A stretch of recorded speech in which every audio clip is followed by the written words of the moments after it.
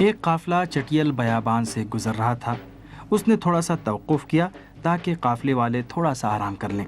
سب تیزی کے ساتھ دوڑے تاکہ اونٹوں اور ریت کے بنے ہوئے ٹیلوں کے سائے میں پناہ لے سکیں۔ ان میں سے ایک مالدار تاجر تھا جو قافلے کے دیگر افراد سے کچھ دور چلا گیا تاکہ رفع حاجت کر سکے۔ جب وہ پلٹا تو کیا دیکھتا ہے کہ قافلہ تو جا چکا ہے۔ تھوڑی دیر ادھر ادھر دیکھتا رہا، پھر اس نے قافلے کے اونٹوں کے نشان قدم تلاش کرنے شروع کر دیے، لیکن تیز ہواؤں کے باعث نشان قدم مٹ چکے تھے۔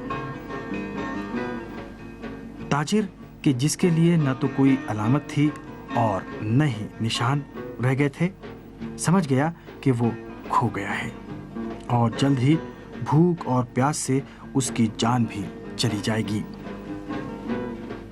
گھنٹوں پیدل چل کر وہ تھک گیا تھا، پیروں میں چھالے پڑ گئے تھے اور سراب کے علاوہ اس کی نظروں میں اور کچھ بھی نظر نہیں آ رہا تھا۔ اچانک اسے ایک خیمہ نظر آیا۔ وہ تیزی کے ساتھ اس خیمے کے پاس پہنچا۔ وہاں پہنچ کر اس نے ایک عورت کو دیکھا جو امور خانہ داری میں مصروف ہے۔ اسے اس تاجر نے سلام کیا اور اپنا تعارف کرایا اور پھر اس سے پینے کے لیے تھوڑا پانی مانگا۔ عورت جو بہت زیادہ خوفزدہ ہو گئی تھی غور سے دیکھنے لگی۔ اس کی سمجھ میں آ گیا کہ اب اس شخص کے جسم میں جان نہیں رہ گئی ہے اور ہونٹ بالکل خشک ہو چکے ہیں، لہٰذا اس کے لیے ایک کوزے میں پانی لے آئی۔ اس تاجر نے پانی پیا تو گویا اس کے جسم میں دوبارہ جان آ گئی اور وہ احساس نشاط و تراوت کرنے لگا۔ عورت نے اسے کھانا بھی دیا۔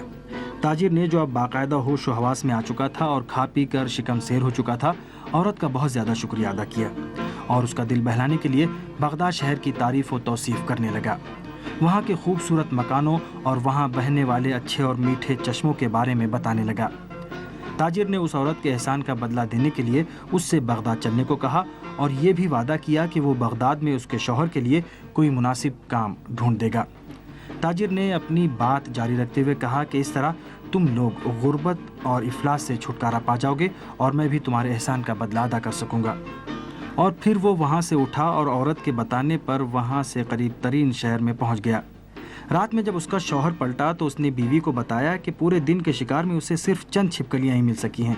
عورت نے بھی اس بھٹکے ہوئے تاجر کی داستان سنائی۔